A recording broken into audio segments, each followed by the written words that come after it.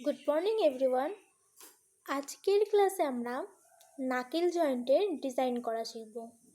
আগের দিনের ক্লাসে আমরা নাকেল জয়েন্ট সম্পর্কে জেনেছিলাম।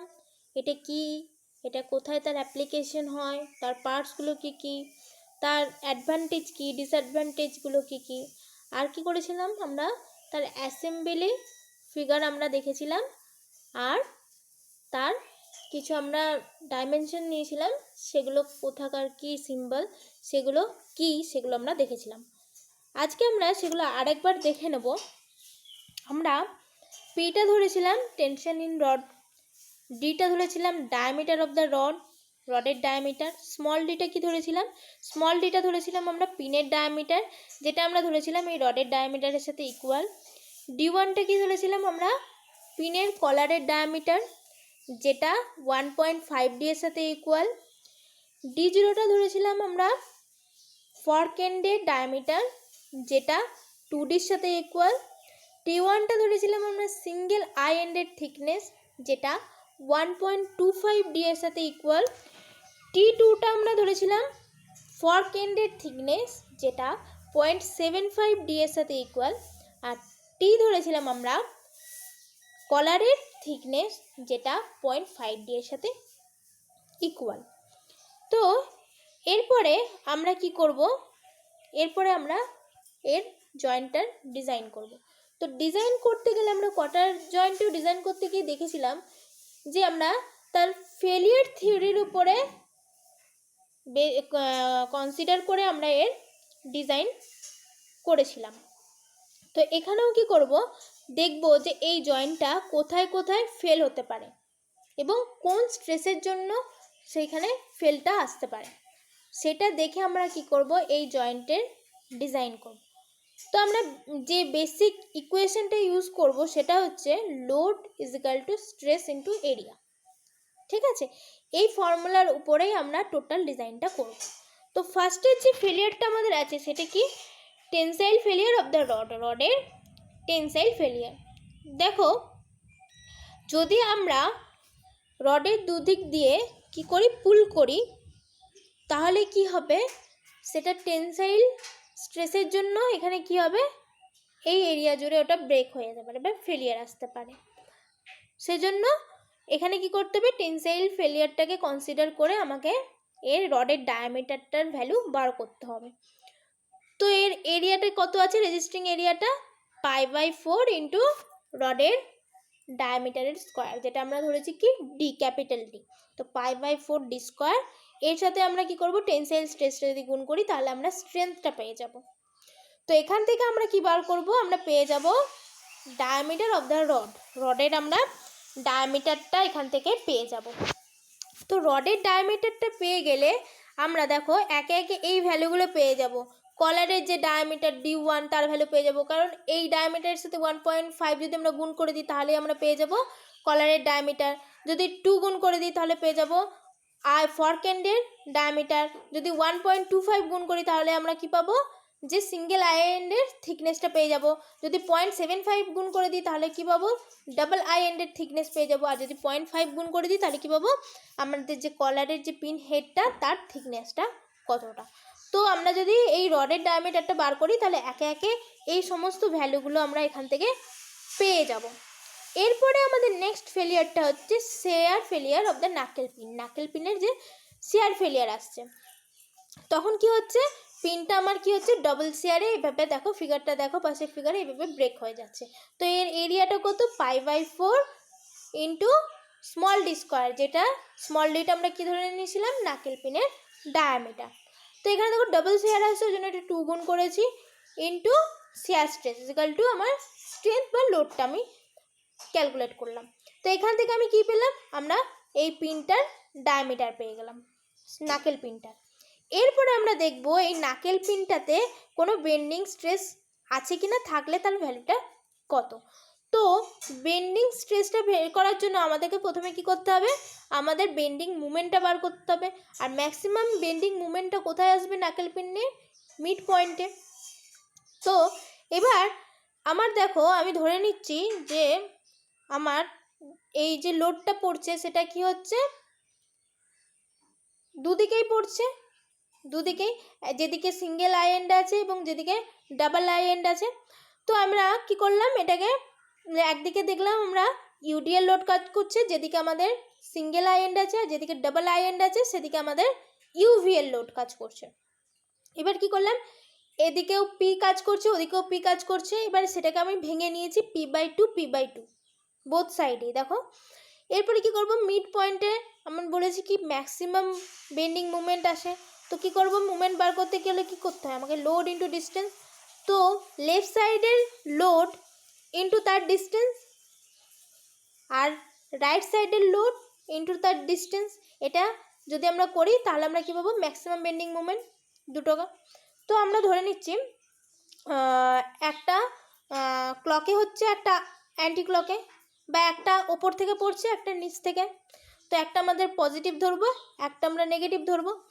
তো আমরা কি করেছি, যেটা ট্রায়াঙ্গুলার সেকশনের যে লোডটা সেটা আমরা পজিটিভ নিয়েছি, আর যেখানে এদিকে ইউডিএলটা পড়ছে সেটা আমরা নেগেটিভ নিয়েছি।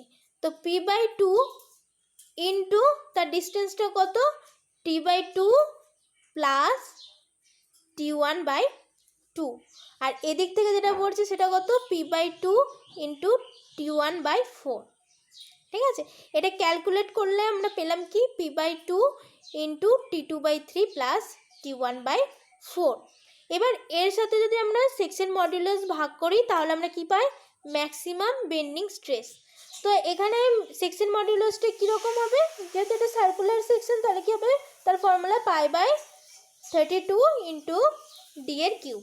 তো এম এর সাথে এটা ভাগ করে দেবো, তাহলে আমরা পেয়ে যাবো কি, ম্যাক্সিমাম বেন্ডিং স্ট্রেস। এরপরে আমাদের কি আসছে, এরপরে আমাদের আসছে সিঙ্গেল আই এন্ডের টেনশন ফেলিয়ার। তো দেখো ঠিক কোন জায়গাটায় ফেলিয়ারটা আসছে, আমরা যদি এই আই এন্ডটাকে যদি আমরা এদিকে টানি তাহলে কি হবে, পি ফোর্স দিয়ে যদি আমরা টানি তাহলে কি হবে, এই জায়গায় এর ব্রেকেজ চলে আসবে। তাহলে এই যে এরিয়াটা, এই এরিয়াটা কত, আউটার ডায়ামিটার মাইনাস যে পিনের ডায়ামিটার, মানে এর ডায়ামিটারটা কত আছে, বাইরের ডায়ামিটারটা D0 মাইনাস ডি ইন্টু এটা কি থিকনেস T1 ইন্টু T1।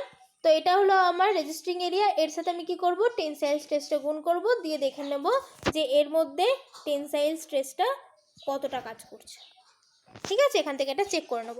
এরপর আসছি আমাদের কি, আমাদের নেক্সট ফেলিয়ার হচ্ছে শিয়ার ফেলিয়ার। শিয়ার ফেলিয়ারটা কীরকম হচ্ছে দেখো, শিয়ার ফেলিয়ারটা দেখো ঠিক এই এরিয়া জুড়ে হচ্ছে শেয়ারিংটা। এর এরিয়াটা কত আছে দেখো, D0 minus D into T1, যেখানে T1টা হচ্ছে এই সিঙ্গেল আই এন্ডের থিকনেস, ইন্টু কী করবো আমরা, শেয়ার স্ট্রেস গুণ করব, তাহলে সেটা আমরা ইকুয়াল করে দেবো কার সাথে, লোডের সাথে। দিয়ে আমরা এখানে চেক করব যে এর শেয়ার স্ট্রেসটা ঠিক কত এই পয়েন্টে। আর কি আসতে পারে, সিঙ্গেল আই এন্ডে ক্র্যাশিং আসতে পারে, কারণ সিঙ্গেল আই এন্ডের ভিতরে আমরা কি করছি, আমরা নাকেল পেনটাকে ভরে রাখছি, তাহলে কি হবে, একটা ধাক্কা খাবে সেই ফেসটাতে। তো সেই এরিয়াটা কত, ডি ইন্টু T1, T1টা কি আমার থিকনেস সিঙ্গেল আই এন্ডের, আর ডিটা কি নাকেল পিনটার ডায়ামিটার। তো এই এরিয়াটাতে কি হবে, আমার ক্রাশিং ফেলিয়ারটা আসতে পারে। এর সাথে আমরা কি করব, ক্রাশিং স্ট্রেসটা গুণ করব, ইজিক্যাল টু কী করব আমরা লোড। তাহলে লোড আমাকে যদি বলে দেয়, ডি এর ভ্যালু আমরা যদি জানি আর টি এর ভ্যালুটা T1 এর ভ্যালু যদি আমরা জানি, তাহলে আমরা সিগমা সিটা পেয়ে যাব কত। এরপরে আমাকে যে পারমিসিবল ক্রাশিং স্ট্রেসটা দেবে তার ভ্যালুর সাথে যদি এই ভ্যালুটা বেশি হয়ে যায় তার থেকে, তাহলে আমার ডিজাইনটা সেফ নয়। আর যদি তার থেকে যদি ভ্যালুটা কম আসে তাহলে আমি কি করব, তাহলে আমরা জানবো যে আমার নাকেল যে জয়েন্ট আমরা করছি তার ডিজাইনটা সেফ। এরপরে আসছি ফর্ক এন্ডের ফেলিয়ারগুলো। তো ফর্ক এন্ডেও সিমিলার, যেমন সিঙ্গেল আই এন্ডের যে ফেলিয়ারগুলো আসছে সেই ফেলিয়ারগুলো ফর্ক এন্ডেরও আসতে পারে, টেনসাইল ফেলিয়ার, শিয়ার ফেলিয়ার আর ক্র্যাশিং ফেলিয়ার। তো তার ফর্মুলাগুলো একটু দেখে নাও কি আছে। টেনসাইল ফেলিয়ারের রেজিস্টিং এরিয়া কি হবে, D0 মাইনাস ডি ইন্টু তার থিকনেস কত ফর্ক এন্ডের T2 ইন্টু 2 কেন করলাম, দুটো থাকে ফর্ক, ডাবল আই এন থাকে, তো সেই জন্য এর সাথে 2 গুণ করেছি। তার সাথে আমি যদি কি করি, শিয়ার স্ট্রেস টেনসাইল স্ট্রেসটা যদি গুণ করি তাহলে কি পাবো আমরা, লোড পাবো। তো এখান থেকে আমরা সিগমা টি এর ভ্যালুটা পাবো, দিয়ে চেক করে দেখবো যে সেই সিগমা টি যেটা আমার বেরোলো সেটা আমার যেটা ডাটা গিভেন করা আছে বা পারমিসিবল যে স্ট্রেসটা দিয়েছে তার থেকে যেন কম হয়। এরপরে কি করব, আমরা শিয়ার ফেলিয়ারটা চেক করে দেখব। শিয়ার ফেলিয়ারের জন্য তার রেজিস্টিং এরিয়া কি হবে, D0 minus D into T2 into 2। এখানেও তাই, ডাবল আই এন্ডের জন্য কি হবে, দুটো শেয়ার ফেলিয়ার হবে। তার সাথে যদি আমরা শেয়ার স্ট্রেস গুণ করি তাহলে কি পাই, আমরা স্ট্রেংথ পাই। তো এখানেও কি করব, আমরা শেয়ার স্ট্রেসের ভ্যালুটা চেক করে দেখব যে সেটা আমার যেটা গিভেন আছে তার থেকে যেন কম হয়। আর নেক্সট আমাদের ফেলিয়ারের লাস্ট ফেলিয়ার হচ্ছে আমাদের ক্রাশিং ফেলিয়ার। ক্রাশিং ফেলিয়ারের জন্য তার এরিয়াটা কত, ডি ইন্টু 2 ইন্টু T2, ঠিক আছে। তো এর সাথে আমরা কি করব, সিগমা সি গুণ করলে আমরা স্ট্রেংথটা পাবো। তো এখান থেকে আমরা কি চেক করব, সিগমা সির ভ্যালুটা বার করব, দিয়ে দেখব যে সেটা আমার যেটা দেওয়া আছে তার থেকে যেন কম আসে। তো এই সমস্ত ফেলিয়ারগুলোকে যদি আমার দেখি যে ঠিকঠাক রয়েছে তাহলে আমার নাকেলের ডিজাইনটা আমরা জানবো যে সেটা একদম ঠিক আছে, ঠিক আছে। তো ডিজাইন করতে গেলে এই ফেলিয়ারগুলোকে কনসিডার করেই আমার নাকেল জয়েন্টের ডিজাইনটা করতে হবে। তো আজকে আমাদের এই ডিজাইন প্রসিডিওরটা কমপ্লিট হলো। এর পরের দিন আমরা একটা নিউমেরিক্যাল করব, ঠিক আছে। তো এটা একটু ভালো করে দেখবে ডিজাইনটা কিভাবে করা হচ্ছে, তার ফর্মুলাগুলো কি কি, না হলে কিন্তু ম্যাথগুলো করতে প্রবলেম হবে। তো প্রথমে এই ডিজাইনিংটা একটু ভালো করে আজকের ক্লাসটা একটু দেখে নেবে, ঠিক আছে। ওকে, থ্যাংক ইউ।